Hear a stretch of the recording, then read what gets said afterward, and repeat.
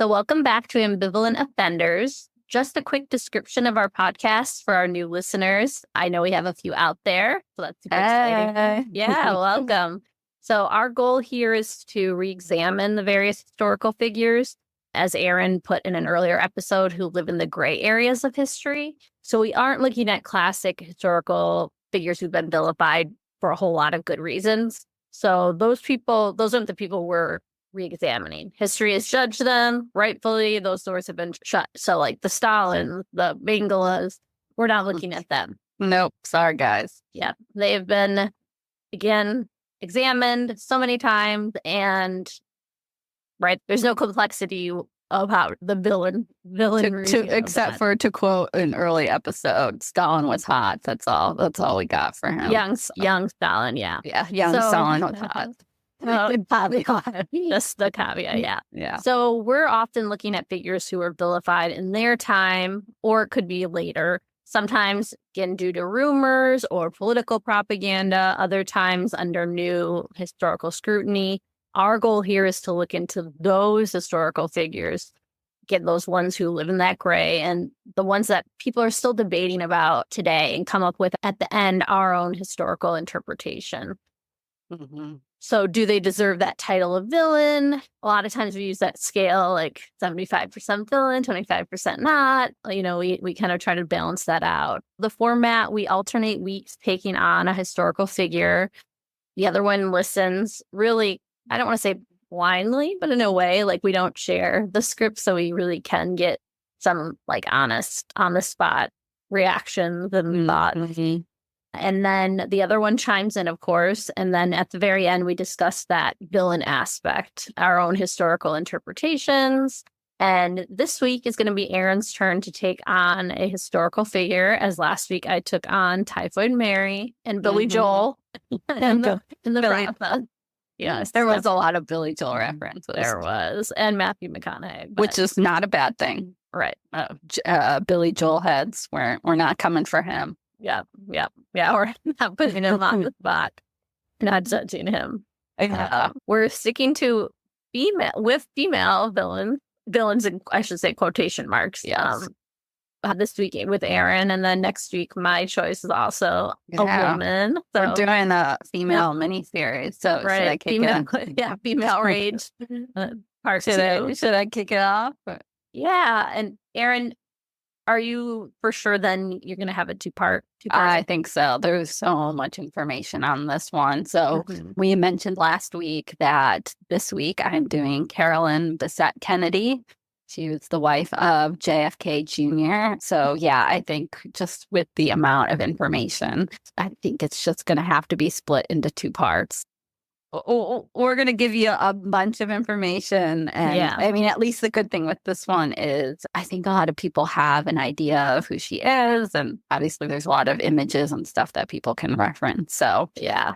We will keep you updated on Instagram when part 2 comes out. It'll be sometime this week. Part 1 will come out tomorrow, which will be Sunday.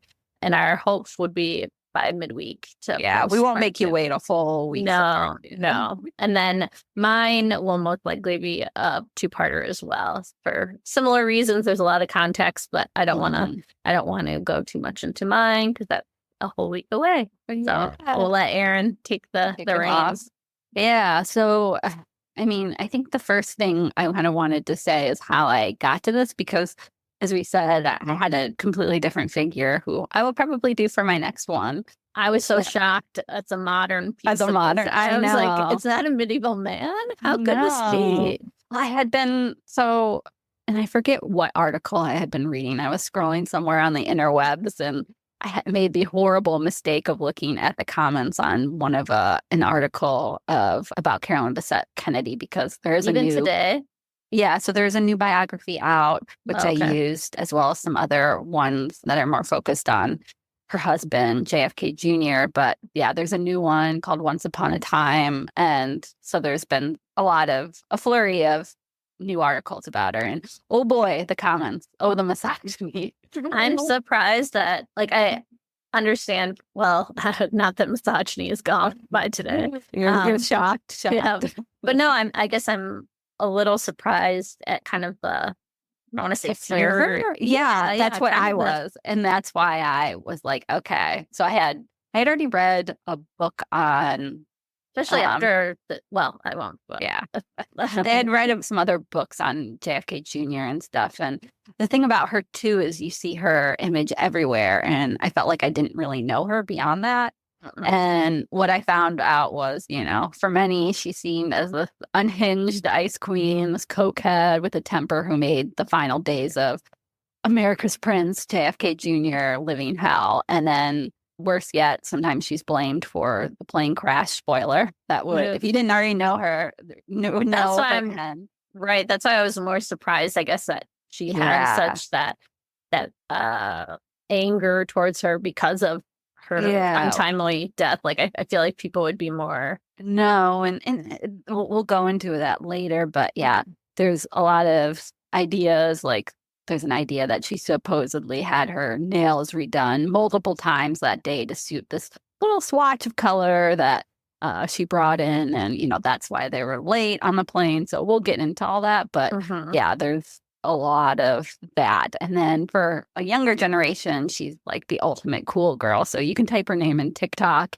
and you see Gen Zers replicating her outfits. Oh, yeah. Got that minimal makeup look. She's like perfect for like the 90s revival nowadays. So, I mean, she's everywhere. So her look has never been hotter. I mean, even Meghan Markle supposedly sees her as a muse. Oh, yeah, you can totally see that. Yeah, and I just find something so hollow, though, in their TikTok recreations. Yeah, she worked in fashion and she had her own distinct style, but what we just see is her as like a mannequin. And I've always been like, well, what about the woman? And one of the problems here is that she never gave an interview during her time. Oh, really? Yeah, so we're left mostly with images from the tabloids, the paparazzi, and then obviously recollections of others. So yeah, there's only like, if you go on YouTube and look for, things where she speaks, there's just a few clips and it's like one or two sentences. So like even getting her voice. Yeah. So it's imperfect, but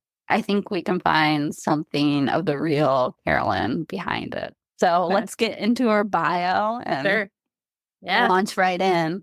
So yeah, despite, her very patrician looks and her future marriage to a Kennedy, she did have a much humbler upbringing than her future husband. So her mother, Anne, was a teacher. Yay! We love teachers.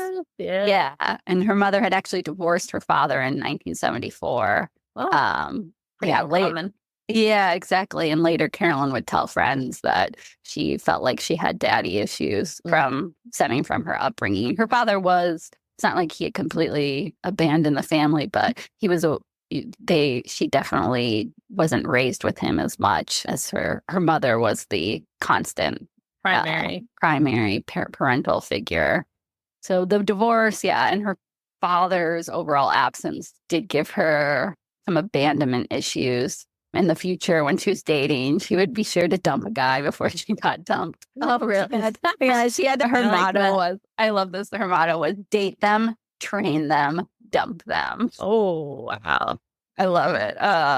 And her mother, Anne, was left to raise three girls. So besides Carolyn, she had twin sisters, Lauren and Lisa, who were just a little bit over a year older than Carolyn, who was the baby. And obviously being a single mother on teacher salary wasn't easier in the 70s than it is now. Yeah. So the girls would always be exceptionally close to their mother. A friend, I think, summed up, there's a quote about Anne, Carolyn's mom, that sounds very much like Carolyn. She laughed as much as Carolyn, but she suffered no fools. I like that. Yeah. And then that's very much a teacher attitude. Yeah. And then Carolyn was also close to her maternal family who stepped in to help her mother out. Like, she always talked about her grandma, who was like a little tiny Italian lady. She loved her grandma. But Carolyn's mom, did end up remarrying actually an orthopedic surgeon who she had met when he treated Carolyn at age 9 for her scoliosis. Oh. Yeah, and he was a widower. Love story over there. Yeah, he was a widower with 3 daughters. So I just realized that's very like Brady Bunch. It is. Three. Although it's just daughters. Right. But that's almost scary. I know. Six girls. Girls. Yeah. Yeah. God bless them. His name was Richard Freeman, and he was like the ideal stepdad though. Nice. Carolyn and her sisters Lisa and Lauren adored him. He was warm, funny, and he treated the girls like they were his own. Well, I love that. Yeah, and then they were able to move into like a much I don't say fancy, so it's Greenwich, I believe, Connecticut. I mean, it's insanely wealthy now, but like it said back in the day, it wasn't quite as wealthy as it is now, but they still had a much easier upbringing than once their mom got remarried. Oh, I bet, yeah. Was it orthopedics? Yeah, getting that surgeon money. But I mean, we're still not getting anywhere near the wealth and privilege that her future husband did. God, no. Yeah.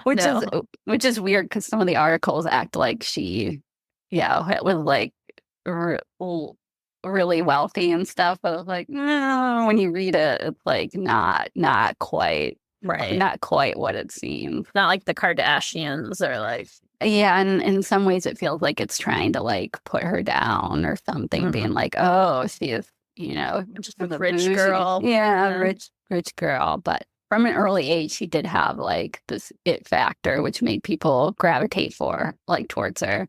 I mean, it wasn't just her looks alone, although obviously that helped. Yeah, her certainly didn't hurt. Yeah. Yeah, she was really tall, 5'10". Whoa, I didn't know that. Yeah. I mean, we're both of us are like 5 feet tall, so we could have her.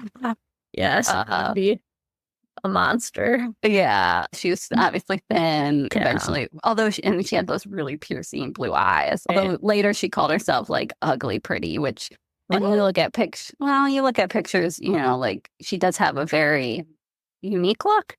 I mean, obviously, conventionally attractive now. Yeah, I mean, I guess especially if you look at some of her younger pictures. This is before she. Yeah, but she's still conventionally attractive. She is, but she does have some like her eyes definitely. Yeah, some unique. Although later on, of course, people would have some not some nice things to say about her looks, but back then, especially when she was younger, she got a lot of attention, and she liked obviously the male attention when it came to getting boyfriends, but there was also like some really creepy, like she would be out and about and people would just be staring at her. So she like constantly felt on display, and then like her mom would kind of limit how she could go out and stuff because of that. So I mean, it was sort of a double-edged sword where really, so her mom was like concerned about her safety. Yeah. And again, Carolyn too was like creeped out. Like she'd go out and it wasn't, especially when you're a teenager and like older guys, lecturers and so we'll talk more about that later too. But I also kind of wanted to talk, more about like sort of the it factor, because again, it really wasn't like anybody who knew her was like, it wasn't just her looks. And I love this caption from her yearbook, her high school yearbook. It was nice eyes, smile, easy to talk to, always screaming, beautiful hair, and then in all caps, prettiest. So I think that hits all the points. I love the always screaming. Yeah, that's what they're like. I mean, she was just like kind of wild, but like not in the way that the press would make it later. But sure. I mean, I think the thing that most comes up, like when friends talked about her at this time and then even later, like the thing that they always emphasize is her kindness, which sounds really trite, but they talk about how loving she was even when she was like a teenager. Yeah. She would avoid cliques in high school because she just liked to hang out with everybody. There's this story about a girl who was a freshman when Carolyn was a senior, and the freshman was like crying in the bathroom one day, which is like a rite of passage for a teenage girl. And she says, quote, Carolyn dried my eyes and tucked my hair behind my ears and talked to me. And after that, she always smiled and said hi to me in the hall. Oh, that's so sweet. I know. And then like in college, when her friend and roommate Dana lost like both of her parents back to back in college, and Carolyn sat with her day and night holding her hand. And she would like go back home with her on the weekends. I mean, she was like such a mother, even not just a teenager. Yeah, kind of like a mother hen. Yeah. And they always say like when she turned her gaze on you, it was like having the sunshine on you. And she was always like very touchy-feely. Like when she'd be talking to you, she'd like grab your hands, cup your face. That sort of her in a nutshell, which is always screaming. And always screaming. Yeah, which is, and it's just so at odds because she's seen as like this ice queen and like the tabloids. They'd always like, you know, she was seen as like icy at best and an angry bitch at worst. So, but anyway, like back to her bio, she went to Boston University for college, and she actually majored in education. She wanted to be a teacher like her mom. Okay. She loved kids, and kids loved her. That's also a common theme. Like, kids were always drawn to her. One of her exes said the reason she was so great with guys was that she was great with children. Yeah, I was going to say that. I wrote hilarious, but also do better guys. Like, boys, you're not children. Grow up. But that like summarizes her again. But I think that like that warmth. Yeah. You know what I mean? Especially for like, and not, well, I would say majority of guys, like, I mean, it's hard to not gravitate towards that like kind of warm figure. And whether it's that teacher who just kind of radiates that like motherly, even if they're not a mother, you know, even if they're young, they just kind of have that. Yeah, protector. She took care of people. I mean, like that protector vibe. Yeah. Yeah, and we'll see that like throughout her life. Like she was so good with people that she loved, like her friends, her family. Yeah, I think that's like a common refrain, and yeah, we'll continually see it. And I think that speaks so much to who she was. But yeah, anyway, she didn't have like the normal college experience. You know, she went to parties, did the whole college thing, dated around. But she also had to work too to pay like for her expenses. Again, like, despite this idea that she came from a really rich background, I mean, she constantly had to work and stuff during college and stuff to pay for everything. And then she also had her first experience with stalking when this photographer kept following her around to get a shot for like the girls of BU for Boston University calendar. He like just would not leave her alone. So I know. And it was like obviously not the last time that she'd be hounded for her photography. Also, men do better. Seriously. Yeah. And then right as she graduated from college is when she got hired at Calvin Klein's boutique, you know, with her model. She looked like a model. So yeah. The managers actually hired her after seeing her on the street. Oh, really? Yeah, they like ran out and were like, yo, we want you. Yeah, that's very flattering. I know. She was like, okay, I'll pause on education. Yeah, I put as a 5-foot girly with the face of a delicate Fraggle. I could never. Delicate Fraggle. Yeah. But I'm gonna counter that. But I understand. I have never been. I mean, 5 foot approach. Not. Right. I've never been approached by somebody to be like, hey, come work in our very classy boutique. And she did say, like, at the time, I felt a little underdeveloped myself to be completely responsible for 25 other people's children. And to a large extent, I felt like it wouldn't be provocative enough for me. So that's why she ended up shifting into fashion instead of going into education like she thought. Sure. But she loved her job, and she was so charismatic, so that she was perfect for it. So, I mean, she's just always... Was she a salesperson? Like what? Yeah. So initially she was a salesperson, and then eventually she got the call that would bring her to New York City. They needed someone for like VIP sales. And so she got recommended because everybody loved her. And then she actually met with Calvin himself. And in the summer of 1989, that's when she moved from Boston to New York City. And that's so cute, like the Sex and the City.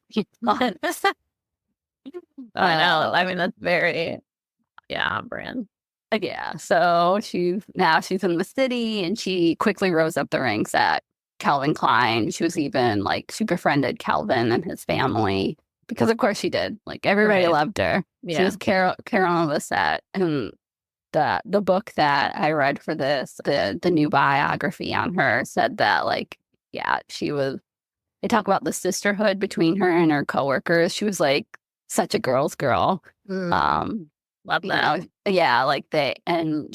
Throughout her time at Calvin Klein, she would always recommend friends and people for jobs, and she definitely was not, I won't say scared of competition, but she loved cutting down other women. Yeah, that's what exactly. That's what basically internalized misogyny. There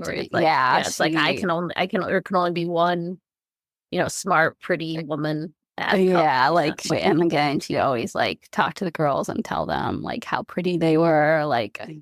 I don't have it written down, but I remember reading in the book one of. I can just picture her, that energy. There's always that kind of girl that that you're just everybody loved her, and they were all just there's one woman who worked with her at the time and was saying how self-conscious she felt in her body and stuff, and she could tell they were all trying on clothes and stuff, and Carolyn could tell, and she turned around and was you have a beautiful body. And stuff, and she just seemed again, she thrived. Can we end this episode? I know. Not feeling. I know. Well, I'm spoiler alert. I mean, I don't know. Reading about her and kind of disentangling some of the lies and things that have been said about her. I don't see how she's gotten such a bad reputation, but we will talk about that. I mean, I guess I can see that. But anyway, it's also at this time, when people really started to notice, her style. And again, everybody was starting to copy it. It wouldn't be, quite the minimal and elegant one. She actually was really, bohemian style when she came to New York. She'd do midi skirts, chucks, very bohemian. And then again, very little makeup, really messy hair. Yeah, and she did topped with Abdul Karim Egyptian musk oil that she bought from sellers on the street, which would be her signature scent. Which again, she'd bring in the makeup and the oil and be "Here, girl." Yeah, in New York. Was a wild time in the early 90s. And although Carolyn, she loved to go out and dance and smoke. She was in her early 20s at this point. She didn't really partake in the drug culture at this time, which would be a point of contention later. So we'll kind of return back. But at least at this time, people say that, she loved to go out. And again, it is they're oh, she'd just be screaming, swearing up a storm. Yeah. Just having fun. Yeah, she was the life of the party. And then this is where in the story we come where Carolyn meets John F. Kennedy Jr. I'm going to give a little bit of background on him, although I don't think most people need it, but. Well, nowadays. It's been a while. They've been gone. And so I totally remember we were on a hockey trip with our brother. Yeah, it was in 1999. I was going to say, so we would have been 11. Mm-hmm. So they've been gone. I remember. Yeah. They've been gone 25. I guess this would be the 25th year. I remember seeing that on it's weird. It's kind of one of those, even though it's not necessarily a historical moment, it's still kind of burnt in a way. Yeah, it is. It's our version of the JFK assassination. Not quite that, but but I do remember being at breakfast at that hotel and seeing on the TV about the plane. Yeah, I distinctly remember that. But we'll give a little background to how he's gotten to this point and sort of where in his life he is. So if people don't know, he's the son of President John F. Kennedy. He was just a toddler when his father was assassinated, and there's that famous image of him saluting the casket. It breaks my heart. I know. He was only, I think they said the funeral was on his 3rd birthday. So young. Somebody who, almost has a 3-year-old, like, that breaks my heart. I know. And then after leaving the White House, he was brought up by his formidable, overbearing, but loving mother, Jackie, commonly known as Jackie O, after she married her second husband, Aristotle Onassis. I think his mom did the best she could to make sure the kids, John and his older sister, Caroline. I'm like, see, this is the problem. We're going to have a Carolyn and a Caroline. Oh. And then there's also going to be a Carol later in the story. I can't help it, guys. I can't change my name. But his mom did the best to make sure that they weren't spoiled and overindulged. She did give them, like, as a normal of a life as possible in their position. I mean, bravo to her. Yeah, I mean, to be a Kennedy. Yeah, she knew that as kids of JFK, that they'd have a responsibility to the world, and the world felt ownership of them. Yeah. He was their little John. He's been in the spotlight since literally he was born. His dad was elected, I think, a couple weeks before he was born. And then, he was just a baby in the White House. So. I mean, that would feel so overwhelming as a person. I mean, I can see, like, there's so much put on you, all these expectations that you didn't sign up for. There'll be some parallels, I think, between my figure and your figure. Yeah. With that royalty piece. Like, you didn't choose to be part of that. And then also people feel like they have a say in it because like, oh, well, I saw you as a toddler during this thing, like almost like that they have some parental role. And it's like, no, you don't get a say. It's like, the same you're thing not, that you see with Prince William and Prince Harry too. Like, for 100%. Yeah. So it's like, especially the parallels with them. Yeah, we'll see a lot. Like, she knew that the world felt in ownership of them. And so, I mean, when he was younger, he wanted to get into, like, acting. He did a lot of acting in college. Of course, she was like, now you're going to law school. And so he was a Kennedy after all. So law school it was. He was not a great student. I mean, he had ADHD. He's just, I mean, it's not that he wasn't smart. He just, wasn't a natural student. So he famously flunked the bar exam twice before he passed. And the tabloids gleefully proclaimed the hunk flunk. 90s tabloids. Not the last time we're going to be mentioning them. Unfortunately, at this point, as when we meet him in the early 90s, he had passed his 3rd law, eventually the bar exam. And he was working in the district attorney's office, and he had grown into, we're going to have to say it, guys. There's no beating around the bush. He'd grown into a bona fide hottie. Literally people's sexiest man, I think, of 1988 is when this was. So, our birth year. And fitting. I'm going to say something really controversial, and you're going to hate me. I'm going to hate you? Yeah. Even better hair than Ted Danson's. I mean, pretty darn close. Guys, just to give you a little background, young Jamie in middle school was very into Cheers, like obsessively into sixth grade. Loved Ted Danson from Cheers. Still do. So Ted, if you're listening, hit her up, Ted. She's single.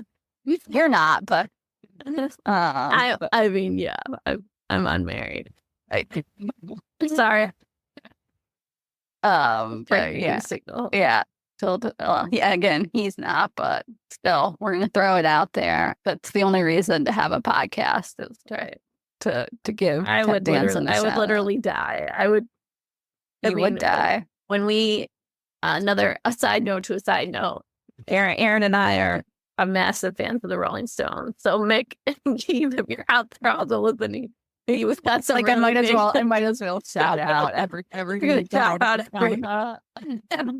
Aladdin. Also, Mick Aladdin, if you're out there, hit us up. But when we saw the Rolling Stones, we were like, all the pictures, I'm just sobbing, crying. Like, if Ted Danson just looked at me, I would start crying. I'm like tearing up. Like, don't think about it. Don't think about They have very similar hair, so I'll do. And I guess Ted Danson, I read something somewhere that they said he had like a ball spot that they'd have to like kind of swirl his hair around. Oh, you would have known. I know. I was like, no. Anyway, Jackie was obviously really embarrassed by the People's Sexiest Man cover, knowing it would be hard for people to take him seriously after that. And she was pretty correct after that. Right. Like, to be a serious lawyer. So, because Carolyn and Jackie are both kind of like notoriously, I don't want to say press shy, but like, I mean, understandably wary of the press. Are we gonna ever get Jackie O's opinion on Carolyn? I will address that. Yeah. You'll see there's some complications coming up for things aren't quite linear and smooth. So we will get there. Yeah. But yeah, that they are similar. You'll see, like, especially when the press really learns who Carolyn is and stuff. There's a lot of press articles and things like that about like the similarities between his mom and his girlfriend, which, you know, size and edible. We'll get to that because he dated though after. Yeah, too, right?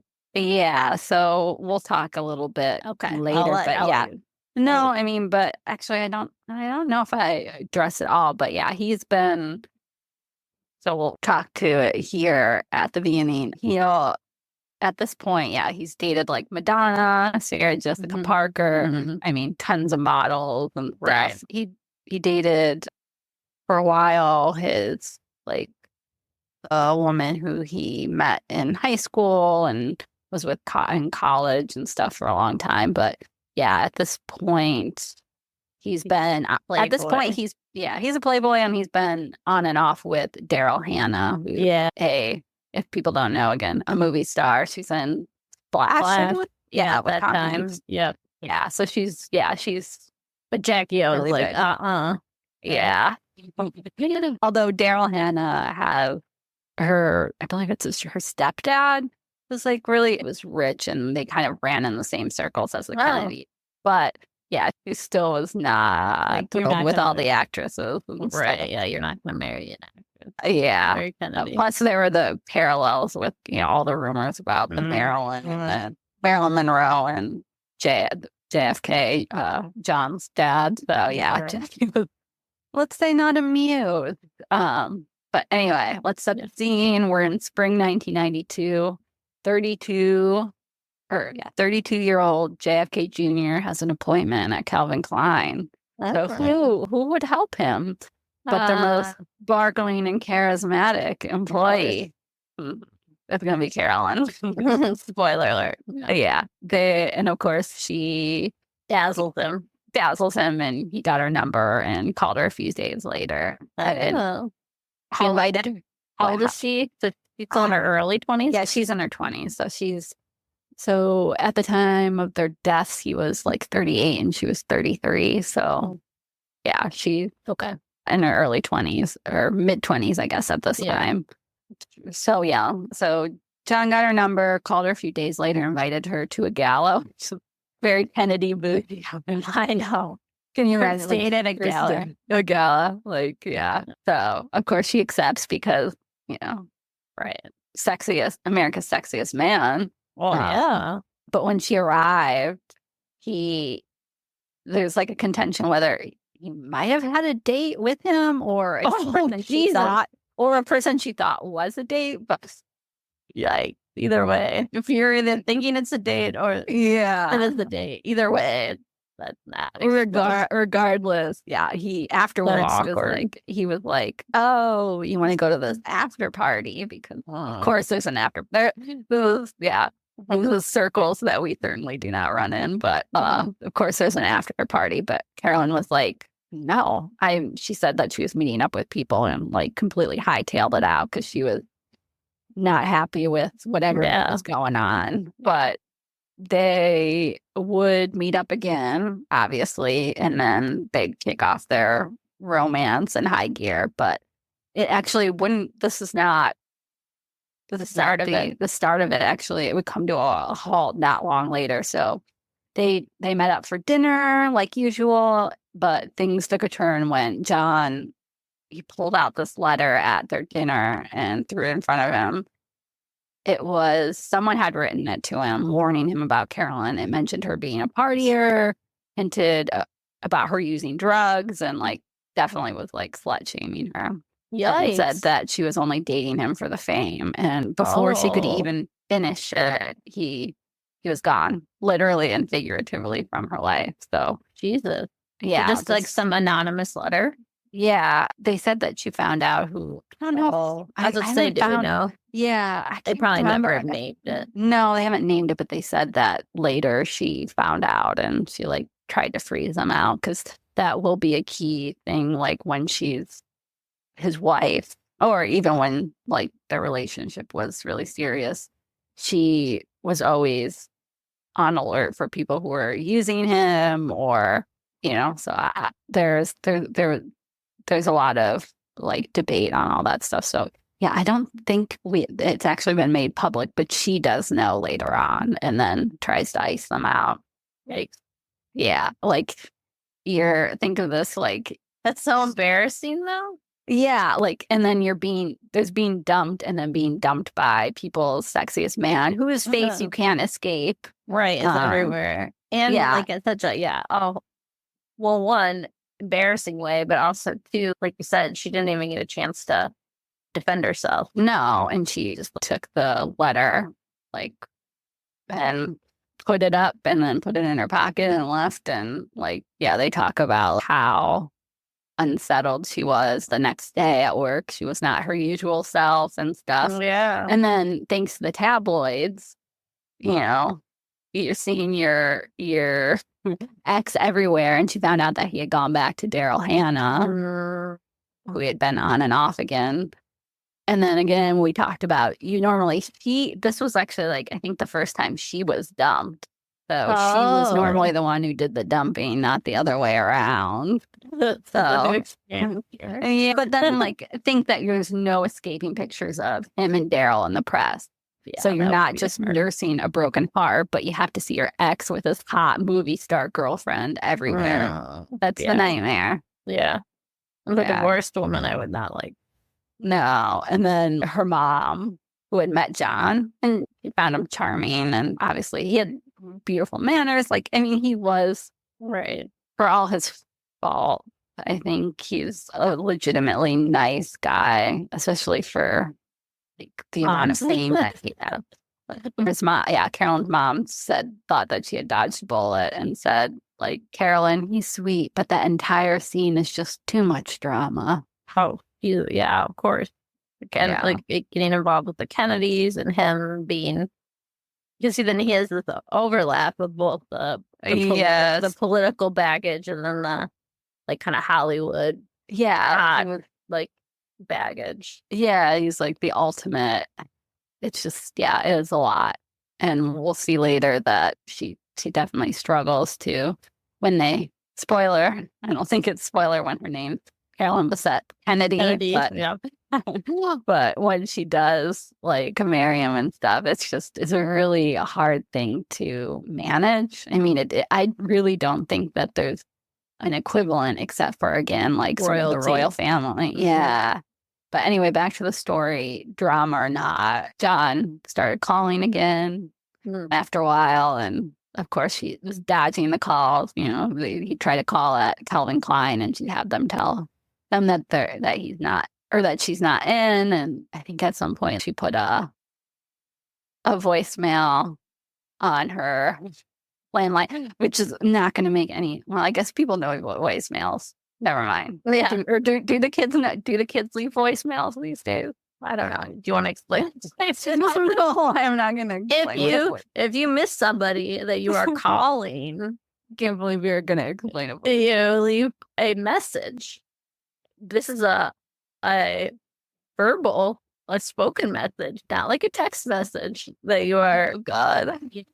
And usually somebody has like hi, this is Jamie. Leave a message after the beep. This is either going to be like informative to our younger audiences or like so infantilizing.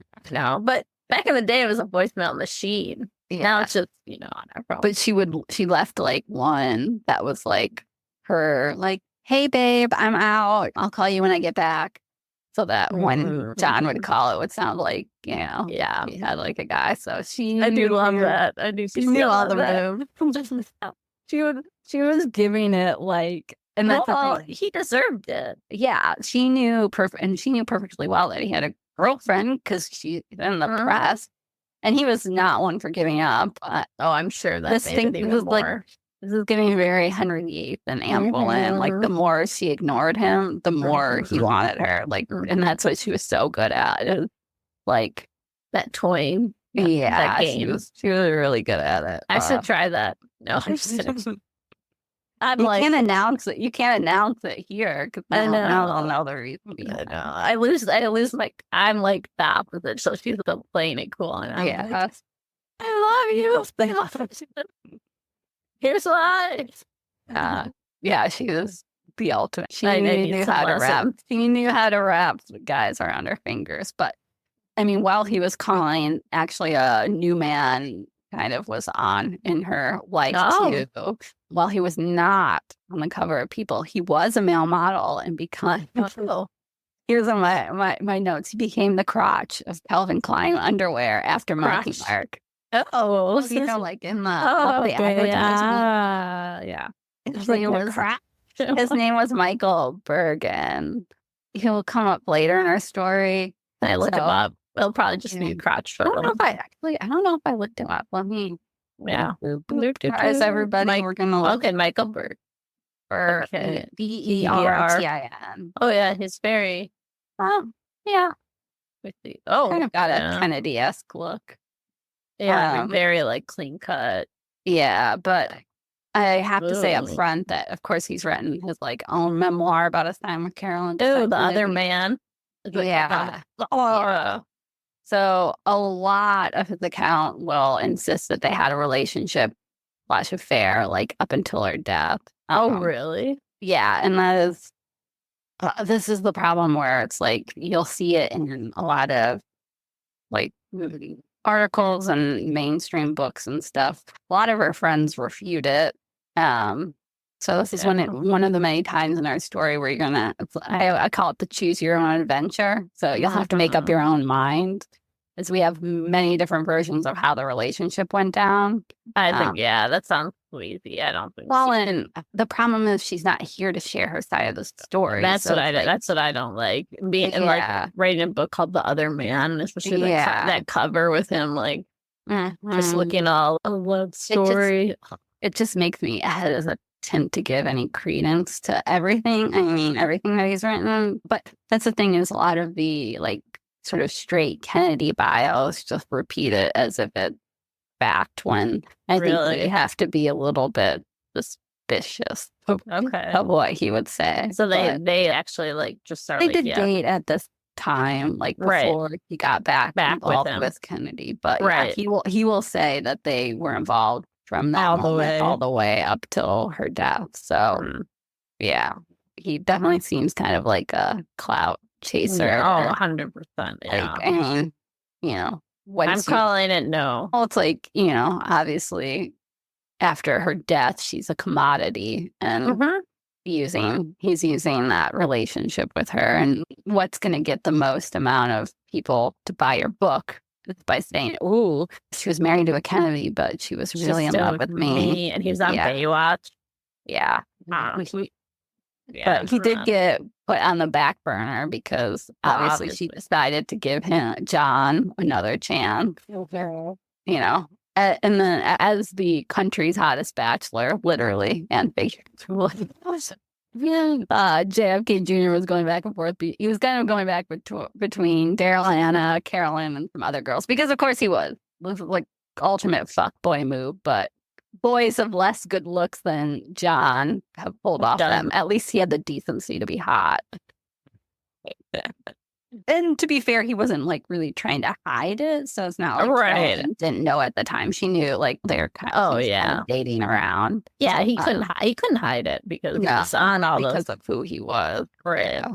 But what did bother her was that John did not introduce her to Jackie. So this is where we're back to the Jackie. So I mean, she knew how close John was with his mother and his sister. So.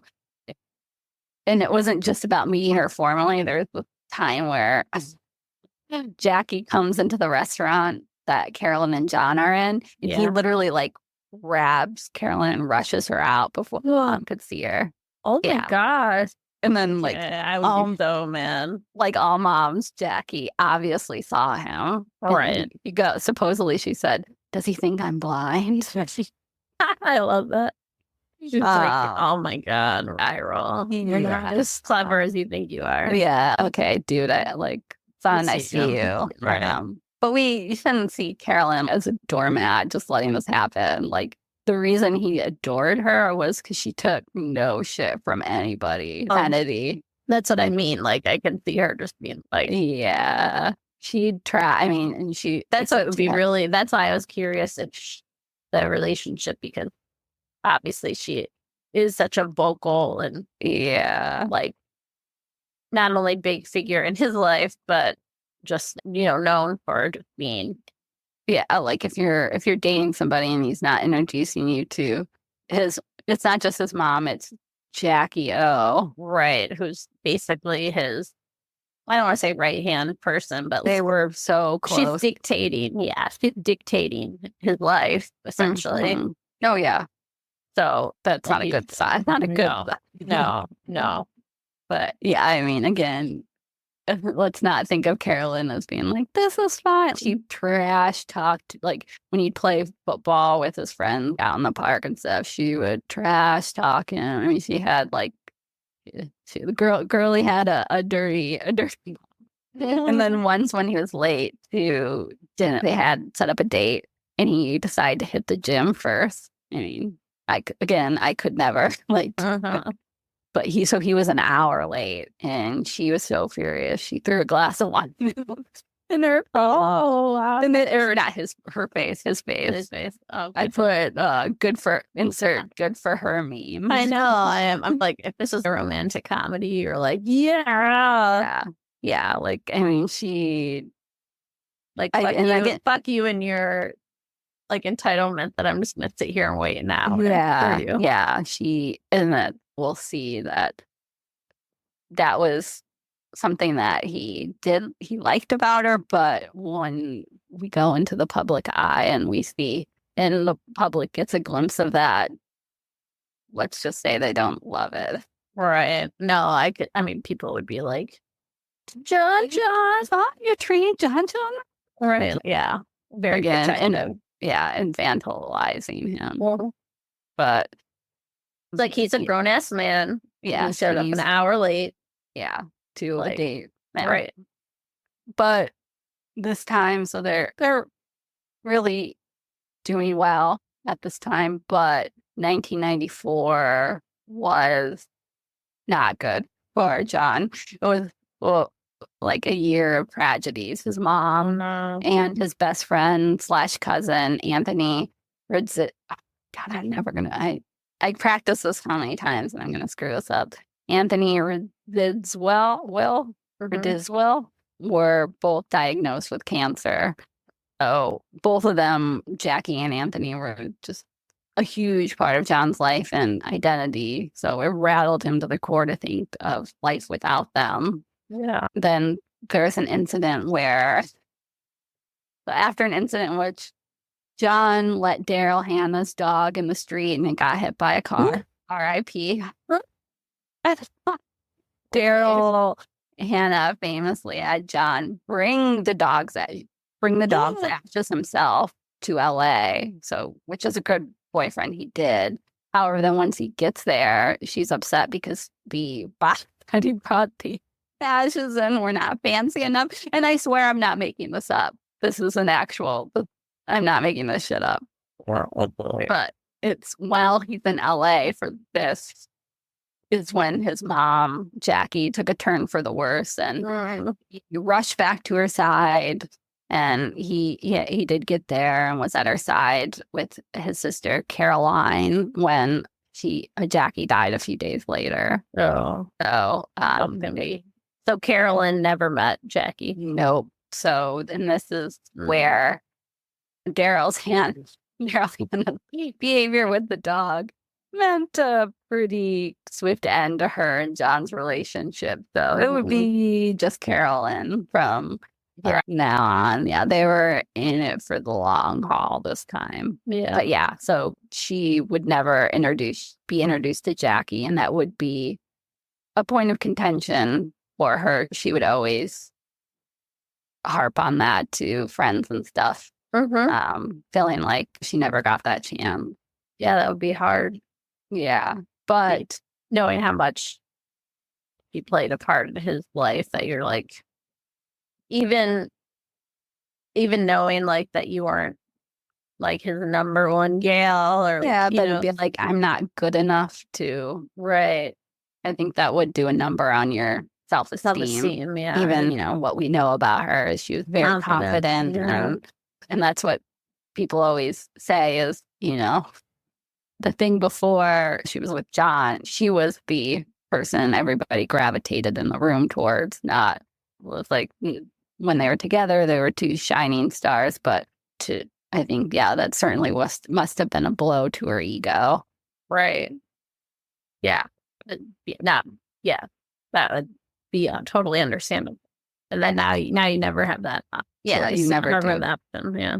But he would be introduced around this time to the equally formidable, terrifying Ethel Kennedy. Oh, yeah. For those, again, who don't know, that's RFK's widow. So she went to JFK's brother. Yep. Robert. Yeah, so she did her first stop at the Kennedy compound in Hyannisport, which is it's giving me nerves now. I know. I'm not even meeting Ethel. Oh no, my palms are sweating. But like at the dinner table, Ethel would like grill. The people come, they'd sit down, and she'd just start grilling you on current events and like everything. Yeah, I'd go to each person down the table. So I can imagine how nerve-wracking it would be for Carolyn to step in, which, I mean, that's, again, not to say that she was stupid or uninformed, but like, I mean, that's just such a weird environment to come into. Like just a pressure cooker. Yeah, and they have all kinds of rituals and stuff that she didn't know about, and John didn't tell her. Like, I think of it like Meghan Markle coming into the royal family. Right, you have no... and then, to be fair, on John's side, it's so normalized that it's like probably you don't even you don't even think to tell somebody it, and then you're like, she's like, what the... My favorite one I wrote down was, you actually had to sign up for breakfast. So there's like a sign up list for breakfast at 6:30 or 7:30 a.m., which he didn't tell her about. Jeez.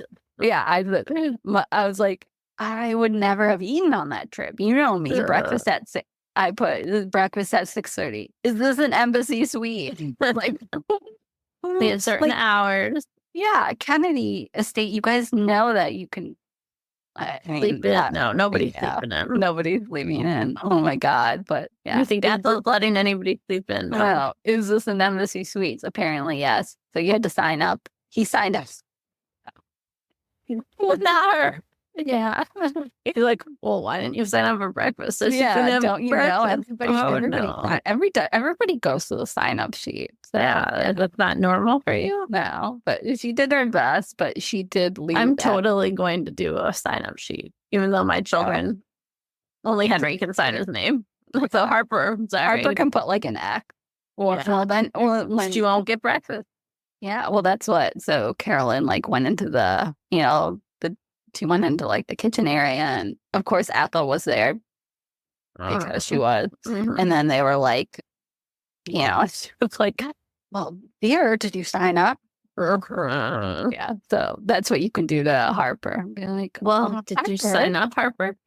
No, I mean, to be fair, To be Yes, fair, mama. 6:30 and 7:30 is prime time for Yeah, my young my kiddos. children, they'd be right on that. It's not an embassy. It's the toddler time. All right. Yeah, today it was 5:45, so it would be maybe ready to go. I would not have eaten breakfast that entire time. She did her best, but and John was like, "Oh, it was fine," but she felt like she left the Kennedy compound like she didn't leave that great of an impression. So Yeah.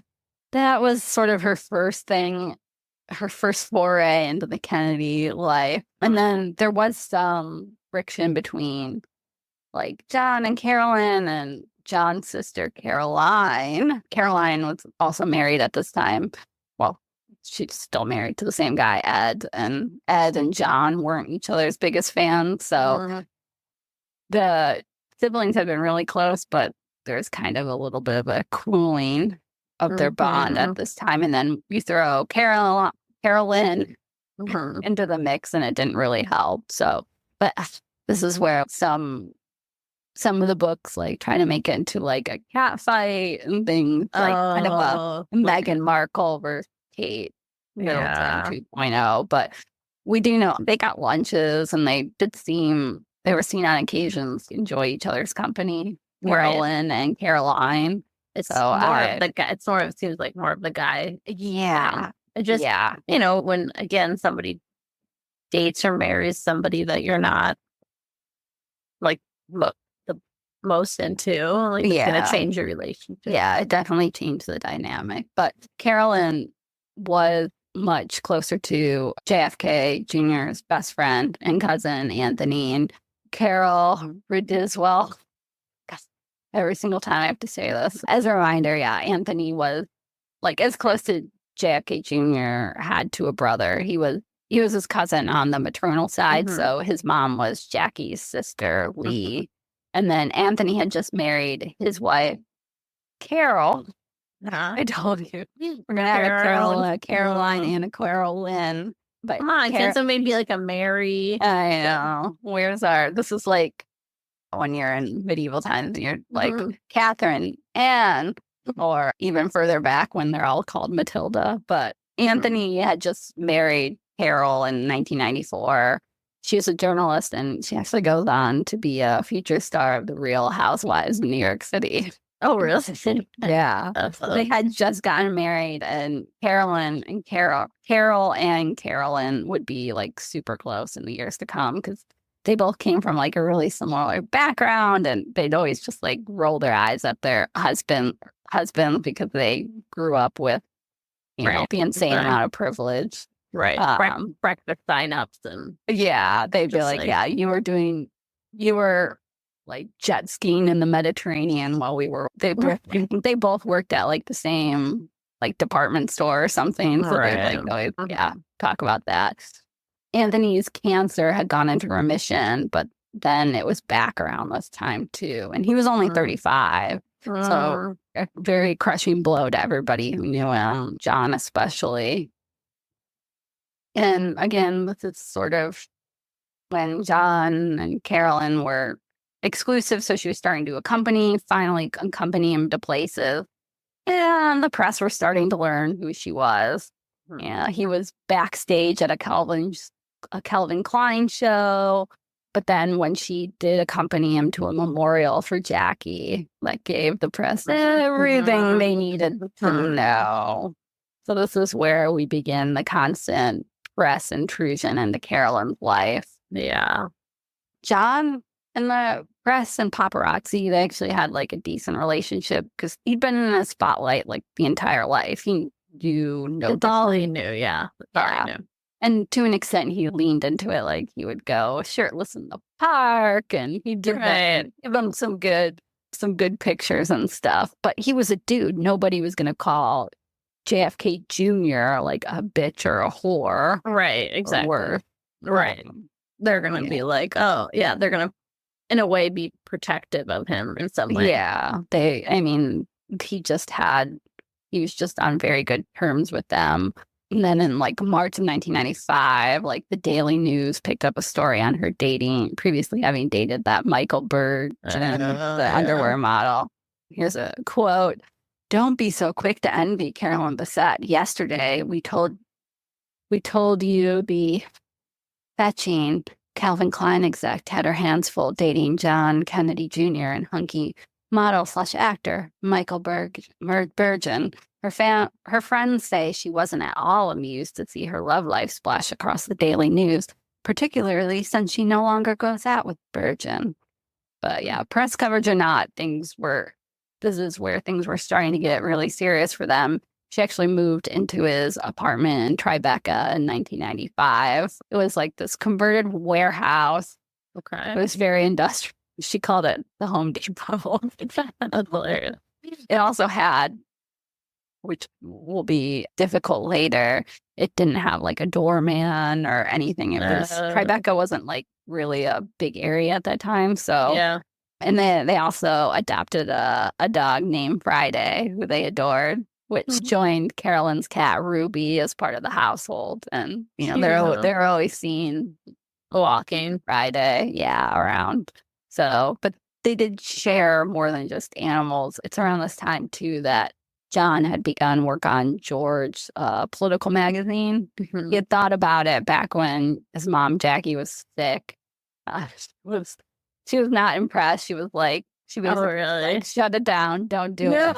Oh. Yeah, she told him to like talk to her partner at the time, Maurice, who was like a really good businessman. It was like, talk to him. And I mean, she had basically talked him out of it. But now that Jackie was gone, he's like, ooh, I'm going to do this. Yeah, he wanted to make politics sexy and fun. And sort of intermingle it with cultural, like pop culture thing, which, I mean, I don't think that sounds like a bad idea. I know. But then I keep thinking of like Mitch McConnell, and I'm like, no, not sexy or fun. Like, but who better to help him develop it than Carolyn? I mean, she'd be really heavily involved in the lead up to its launch, and she'd continue working with it afterwards. I mean, keep in mind, she worked in fashion. She knew the models.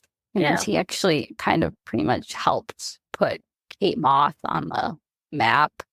She knew what was cool. She was great with people. So, like, she was involved with the fundraising. Right. Yeah. That's not to say John didn't, but, like, it's clear she had an eye for those things. Right. In a different way. He's the Kennedy name and the he's the brand, and she's got the knowledge. Yeah. To quote one of her friends, Carolyn was involved in her husband's magazine, was more involved in her husband's magazine than anyone really knew. So keep in mind, she's also still working full time at Calvin Klein at this time. So second. Yeah, but she would be involved from here on out, again, in a way that was underplayed at the time, but I think we need to focus on her contribution. On the 4th of July weekend in 1994 in Martha's Vineyard, John got Carolyn out of bed early to go fishing. Girly was like me, out of bed to fish. She had said she much preferred to stay in bed and cuddle with Ruby the cat, which, again, same.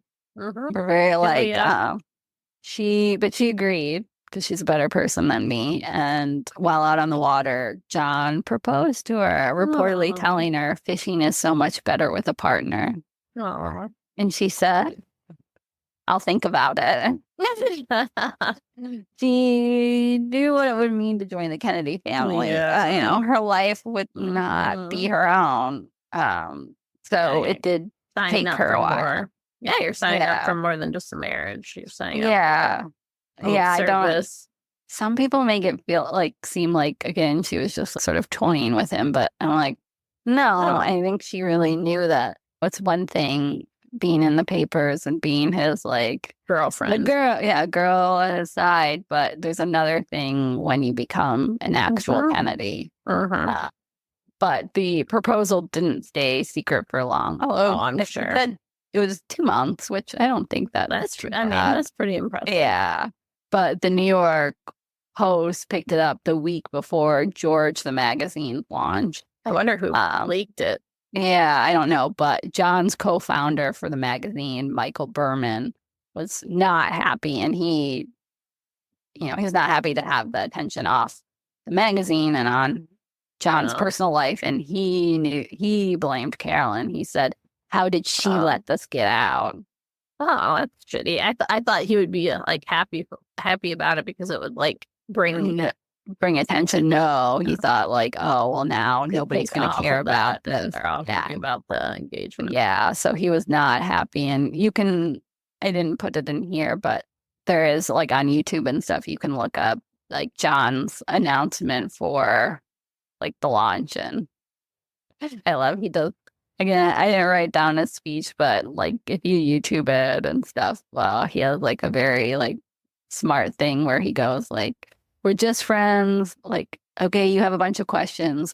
We're just friends. I think he says sometimes both, like in like the classic boxers or briefs and things like that. So he has a very smart like response. But we're not focusing on John. We're focusing on Carolyn. So, but do go look because it does give you his charm. But after a lot of thinking, Carolyn did obviously end up accepting the proposal. But they didn't launch right into marriage planning. That didn't begin right away. I mean, I think she was still really cautious about stepping into that brave new world. Yeah, it's like basically public servant. Mm-hmm. Yeah, and again, that sort of ownership on him. I don't think there's not a modern day equivalent that we can say. Again, I think the closest would be Prince William and Prince Harry, but that's not here in the United States. But that's the closest I can kind of think as a parallel. Yeah, that would probably be the closest I can because even if I'm thinking of president's kid, like the Bushes, they don't have that same. I don't want to say mystique, but like, But he was really much in the public eye, like you said. He was like midway. I mean, he dated actresses and models, so he was like Hollywood, but also not. I mean, he was a very special figure, right? Since a very young age. I think that's the thing that's very different because like the Bush twins, it's like they were teenagers. It's very different than again the boy who lost his dad to assassination at such a young age. There's this like protective ness about it that and he was like a New York celebrity. I mean, people saw him, he was always on the street and stuff, and he didn't like when he was an adult. He's charismatic. And he didn't have like bodyguard. I mean, he'd just hang out, and like anybody who lived in New York had a JFK Jr. story. So it's like a very different. Yeah, it's a very different thing. I think the only thing you can compare it to is William and Harry, because again they lost a parent young, and so there's that protectiveness. But I think proceeding with caution was probably for the best, because on February 25th, 1996, the couple did what they usually do. They went out to brunch, and they actually ended up in this big argument. Like they were screaming at each other. Screaming. Things got worse though. So they went home. They picked up Friday, took him to Washington Square Park for a walk, which they did a lot, except for the argument picked right back up again, and they weren't alone, which they didn't know at the time. Paparazzi was watching their every move and recording it, which is fine if you're a private person. Disaster if you're a public one, right? Because this fight was epic. What was it over? So there was some people. So at the time they were saying, it was Carolyn jealous over some other woman, but it seemed like later, again, it was more about her being upset with somebody she thought was using John, that she was really protective of him, and she thought like a lot of people just were using him because of his celebrity and clout, and she didn't like that, and she felt like he didn't Had the best radar. Yeah, about that. But there's some debate about it. But so they're in the park, and at one point he pulls the engagement ring off her finger, and they were pushing each other. And at one point she even like jumped on his back. They did make it a few blocks then before he sat on the curb and started crying. Oh, Jesus. She tried to take the leash from him to get Friday, and he reportedly yelled, "You've got my ring. You're not getting my dog too." So I'm going to send you some of the pictures. Ooh, okay. I'm a little scared. Just a few. I just texted them to you. Okay. They're just a few. I'm not gonna like pictures taken. Yeah, I have no clue about this at all. Oh, you don't? No, I've never heard. Oh, like they're really wow. Oh, Jesus. Yeah. Yeah. Yeah, they are angry.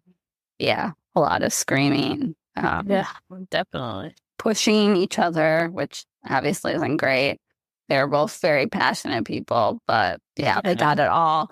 These pictures, and then they also have it on videotape. So I've never. Yeah, no.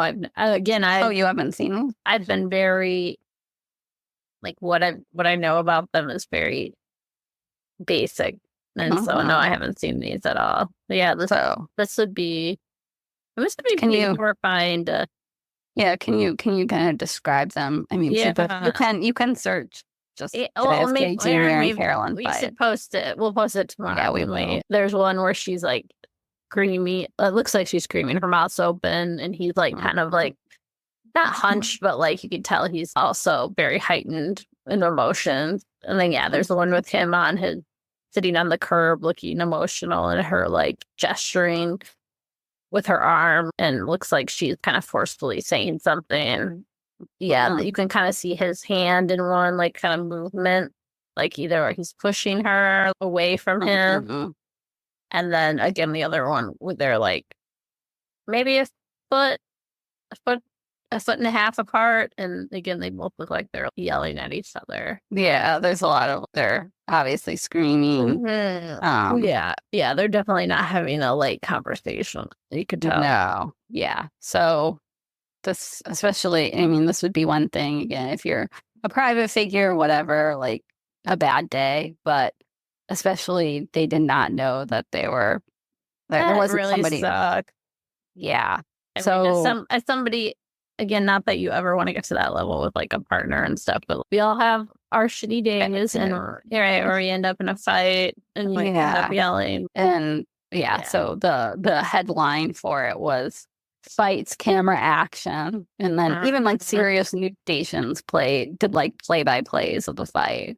Gross. I don't like it was really gross, and obviously paid like I think they paid like $100,000 or something like at the time in the 90s, right? About it, obscene amount. Well, and then I did want to read, and it was kind of a long exposition, but it's from the new bio of Carolyn Once Upon a Time, but I think it sums it up so well that I really didn't want to reword it. But sure. The Washington Square Park fight left Carolyn making her public debut in the role of hysterical, unhinged woman. John was snarked at too, but for him, this moment was just a blip in the long exposition that was his life as son of a beloved president. For Carolyn, this moment was a turning point. To be the interloper into John's parade was going to be dicey. Carolyn's introduction to the world at large was sullied by being captured, as if in amber, forever at one of her worst moments. Yeah. Well, like, I can't put it any better than that. So, again, she had been on the press's radar, but this is sort of her huge foray. Right, like a big introduction. And for him, it's par for the course. Like, he's had how many things? Like, people aren't going to judge him based on the sole action. If anything, they're going to feel sympathetic because, again, that protective energy of you saw some of those pictures. It was like, she's yelling. Yeah, some of the selective pictures. Oh, she's yelling at him like she's his mommy or something. Right, like him sitting on the curb and her arm, like very much like domineering, and which isn't fair because I mean most of their friends said they both had a temper and They would get into fights, and that's not to excuse some of the, like, I mean, obviously they were like, shoving each other, and I don't want to breeze past that. But again, anytime you see mention of her, a lot of people will talk about the fight and be like, oh, she was an abusive woman. And I think a lot of her reputation darts and comes down to this really, really bad moment that was captured for, the entire world to see. Yeah. And I think, so unfair because, like, it's obviously I haven't seen the video. I've just seen the stills that you sent me, but it's what you want, how you want to interpret it. Yeah. And especially, again, if you're protective over him because you know him, you don't know people her. People thought they knew him. Right. So and then there was also a feeling that, oh, she's making him worse. She's, bringing out the worst in him. That kind of thing. Well, I mean, again, you see it the same thing with the Harry and Meghan thing. Like, oh, she's bringing out the worst in him and all that stuff. Where it's like they think they know. Yeah, they think they know what's going on.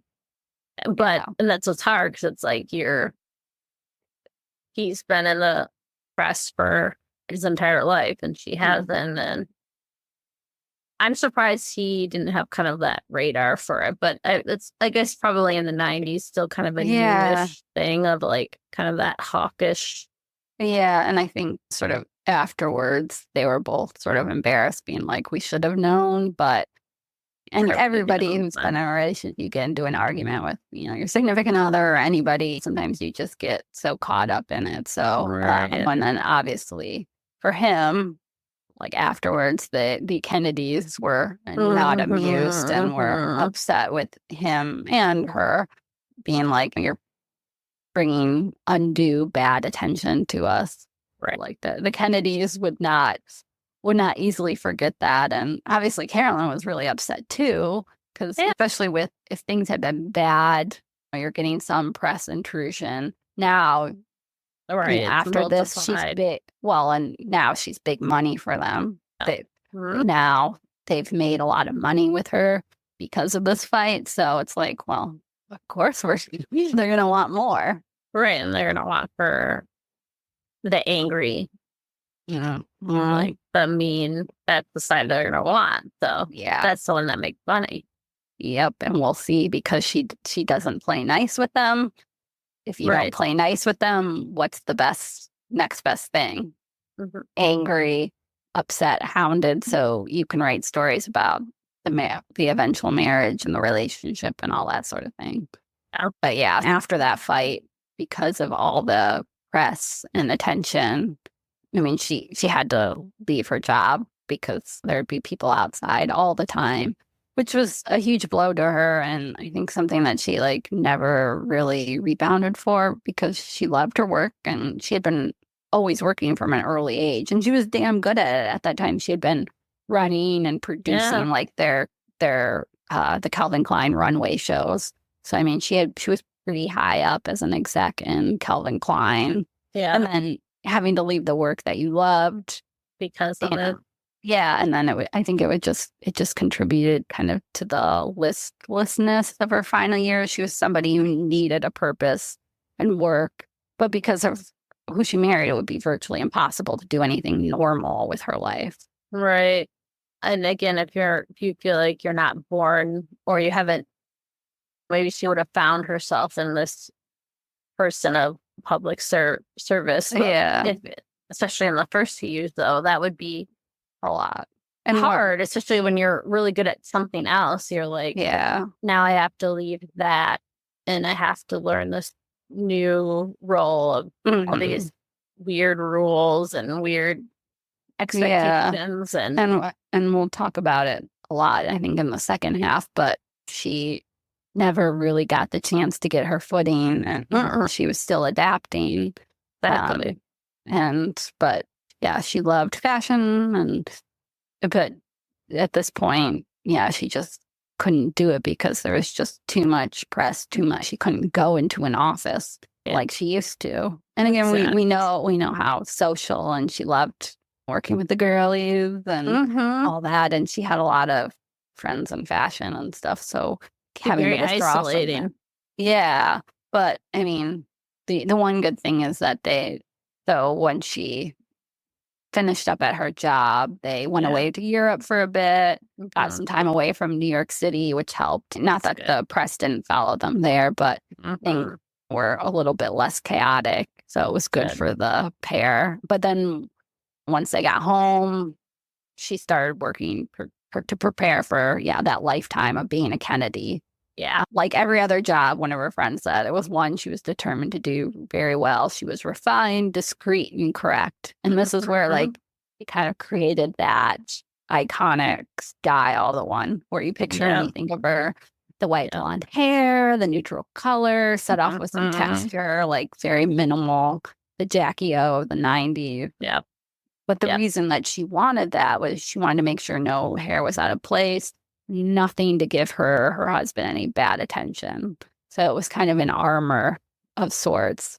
Even the neutral colors, especially black, would become her wardrobe because it was like a defense mechanism for the paparazzi. She wanted to give them nothing exciting, just hoping they would leave her alone so that she could fade into the background. Yeah, and that's kind of like what Jennifer Aniston does.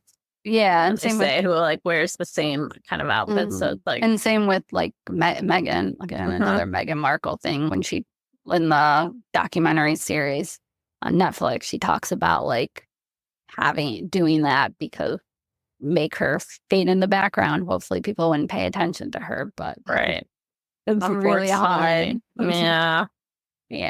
But that idea of like, okay, at least they can't basically hound on me for this. And like, you're kind of in a way like a blank slate. Yeah, and she started to do, they talk about like sort of the transformation where, again, brighter, blonder hair, got a little bit thinner and, sort of left behind that bohemian idea. Yeah. I mean, she still did pretty minimal makeup and stuff, but she tried to, she wanted, again, to make her husband proud, make the Kennedys proud. Just more polished. Yeah. And, it's because of this all, like, this attention and stuff. That's why she did start planning the wedding. And she insisted she wanted to pull off the secret wedding. And John gave her full control. Oh, nice. Yeah, he had only recommended the place, which was Cumberland Island, which is off the Georgia coast. He had been there with one of his exes before, and it's weird. But it was like sort of I want to say deserted, but there was just like one inn, wild horses, a very old church, and it was kind of that perfect place. Like if you're gonna do a very remote, if you're gonna do a surprise. You're not going to surprise people by getting married in like Paris or something. Right. So like, in a move that's very like the episode of Parks and Rec with April and Andy, they invited like a small group of friends and family, like however small you can do with the Kennedy clan. Kennedys, right. Yeah. To Cumberland. Small. Yeah. They invited them to Cumberland Island. And then, when the invitees got there, they announced it would be their wedding. So I think that's really cute. And to get the like paps and press off the trail, they had booked like flights to Ireland or something. They booked fake flights and stuff so that people wouldn't know. Yeah. So they're looking for them to be traveling. Yeah. So there were wild horses, that one small inn for like all the guests to do. And the tiny historical church was the first African Baptist church and a nod to the Kennedys' legacies with civil rights.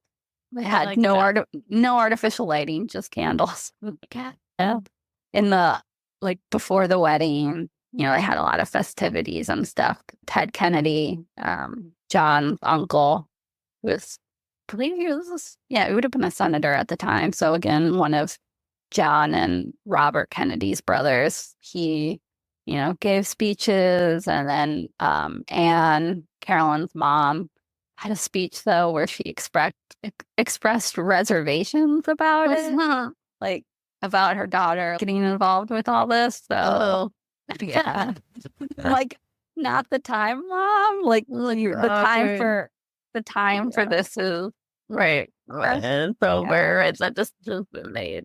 Obviously John was like really mortified about that. Yeah.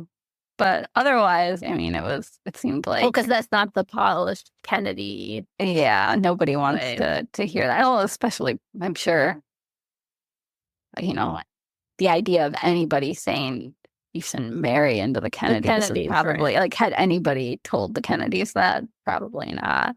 Probably never heard. Yeah. Like, why would you not want to? Like, yeah. And I don't want to, like... There's so much about, like, the wedding and stuff out there. You can see pictures. They've even released, like, some... For a while, we didn't have, like, a lot of footage and stuff, but in the last couple of years, they released footage and stuff. More footage of that. I didn't know. You can see some of it. I like one of the... Like, when Carolyn walks down the aisle, I guess, Jack Schlossberg, who's...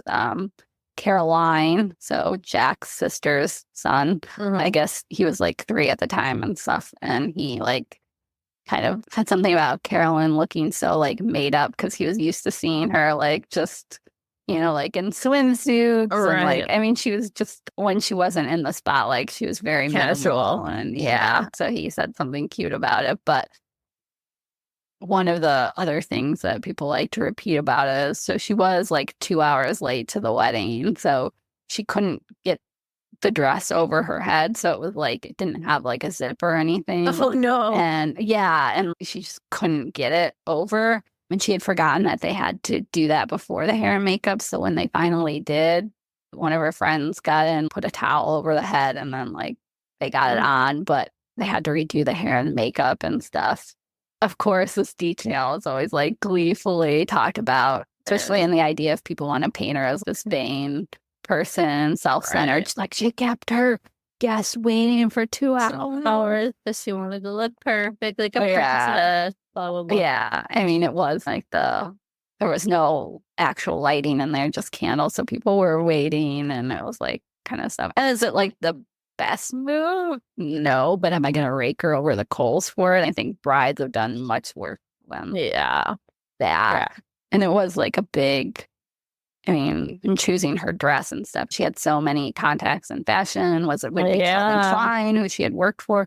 She did choose Narciso Rodriguez to make her dress with one of her close friends from her fashion world, which put him on the map. And that's what, I mean, she knew whoever she chose would like get a right. Yeah. Like a huge bump. But anyway, I'm not gonna. Me as a normal person, if I make somebody wait 2 hours, like, but I don't want to say that they get more grace, but she knows that it's gonna be like it was a big moment, right? Yeah, like it's very. And I don't think she was like purposefully, again, like, I think she would have preferred it like to gone off without an issue. So, but but nobody wants to be late to their own. Like I can't see that with her. Like again, if you see like comments and stuff, it's always the fight, her being vain, doing all this stuff. Again, you see what you want to see in it. But you can look up the pictures, and there's the famous picture of them. I'm sure you've seen this one of them leaving the church, him like kissing her hand. I think of So it was picture perfect, and it did obviously go on without anybody finding out. So that was the big thing. So she pulled it off. The press didn't know about it, and they had a great wedding. They danced. It was a very Prince-heavy DJ set, apparently. They talked about, like, one of them, like, a guest woke up, like, the next morning, and one of those, I think they were just laying outside. Really? They got wasted or something, and one of the horses was, like licking them or something. But a good memory. And then they went off on their honeymoon in Turkey. When they got home, John hoped to kind of get out ahead of things. So at this point, when they got home from their wedding or their honeymoon, the press said they knew that the wedding had taken place. Yeah, and he was like, okay, we'll do like sort of like what the royal family does, like trot them out, take some pictures, answer some questions. Give them what they want, like leave you alone for a while. Yeah, so you can also see there's video of this moment when he comes out with them and he talks to them and he says, getting married is a big adjustment for us, and for a private citizen like Carolyn, even more so. I ask you to give her all the privacy and room you can. And then she comes down and everything goes crazy and they have to run off like in a car and with the press following them. As you can imagine, that request to treat her like a human. And it worked. It worked. They understood her humanity and gave her the space she needed to adapt to being a very public figure. Right. Didn't use anything misogynistic. No. LOL, JK. Yeah. So this is, I think, where we're going to stop for part 1. So she's married. She's a Kennedy. So what happens next? What happens next? So we've seen, I think, for the most part, we see a very human Carolyn in this first part, and I feel for the girl, especially marrying a Kennedy is not for a week apart. I will say a week apart because she was such a spitfire. She knew exactly who she was. But even if you know exactly who you are, it's like if that doesn't fit with this mold of what the Kennedys I think that's represent. almost worse. That's almost worse. It is because the Kennedys represent this very old version of, like, again, American royalty. And if you are a modern woman who's bearing that, like somebody who's had their own life leading up to it, exactly. You're not used to the. You haven't been born to be a cat, unlike some of his. Jackie was part of that bigger society of I'm gonna marry. I don't might necessarily know if I'm gonna marry, but also you think Kennedy. The press were more. They were more hands on. I mean, you think of all the stuff into Jack / John Kennedy, President John Kennedy. We didn't find out till after he was dead. Decades later, there was much more of a hands-off approach that they wouldn't report those sorts of things. Well, there's times have secret changed. Dealing, and times have changed in the 90s. And she's not like some of his other girlfriends, like Daryl Hannah or Madonna and stuff, who are already public figures. They're public figures already. They know how to work the press. They know how to work things like that. It's a very, I think it sounds easy, but it's much harder in actual practice. And especially I feel like you're coming from a almost losing perspective right away. Already they have this high expectations. Yeah, and before the wedding, we already have that fight. So it's like people are already prone to probably disliking you, at least at minimum, having an idea of who you are. Right. I think great. So going into the wedding, she's not a blank slate. They've already got some sort of idea, and that's probably not great. So you've got probably a huge contingent of people being like, oh God, he's marrying her. Out of everybody, yeah. Yeah. So I feel for her at this time, and as we see, things are only going to get more tricky from here on out. And so what year are we in? Or in what they get married in? It would be, I think, 97 is when they got married. Okay. So we're in 1997. Okay. Yeah, Carolyn, let me just double check on that. I'm pretty sure it was 97 though. Before we sign out here. 96. Sorry. 96. Guys. So we're in 1996, so we still got a few more years left to see kind of how the press reacts and how kind of these first few years of marriage, God bless them. They were married September 21st, 1996. And so we've got just under 3 years to go of married life, and things are going to get even more tricky for both Carolyn and John. Yeah. Well, thank you, Erin. Like I said, a lot of this is brand new to me. I really know more of the aesthetic piece, like the visuals of fashion, and I don't know. I've seen like all these things about when you mentioned you were doing her, just my brief Googling is like ghost influencer. And I'm like, oh yeah, it's like my whole body. Like, I hate that. She is, again, her whole aesthetic is very in right now. So you see articles and things like that popping up. Yeah. TikTok. Like I just search that, and everybody's recreating some of her outfits, which we'll talk about in our second half, sort of some of the more problematic thoughts behind that. Yeah. So I think that she's never been more in, but with her not ever having a voice to... That's where it gets, I know. Yeah. Which, I think there's going to be a lot of parallels with even, your...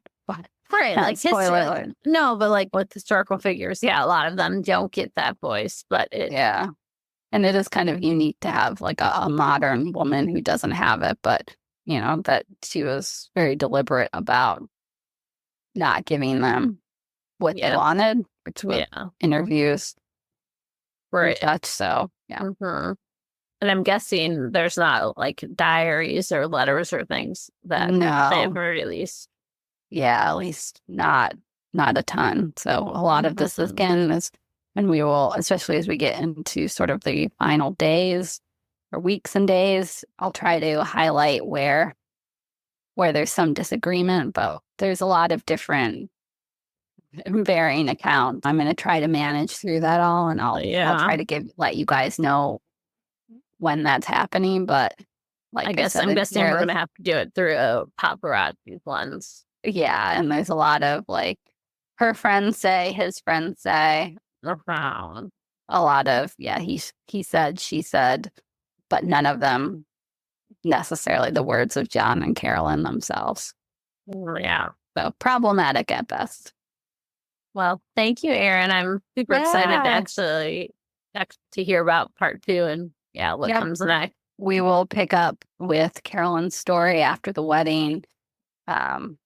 Here in the part 2 will drop in a couple days. Yeah, probably Tuesday or Wednesday. We'll let you know. Keep following on Instagram, and we'll definitely have a story or a reel out there that will let you know when it's dropping. Good. Well, thanks, guys, for joining. Thank you. Remember, like, subscribe, follow us. Ooh, even rate our podcast. We'd love that. In all the places, Apple Podcasts, Spotify. Yeah. Our Instagram and TikTok are up under Ambivalent Offenders Podcast. Yep. We appreciate everybody's likes and all that. It's been really fun kind of to see that as we've been, again, really coming back from the dead with a vengeance. In a good way.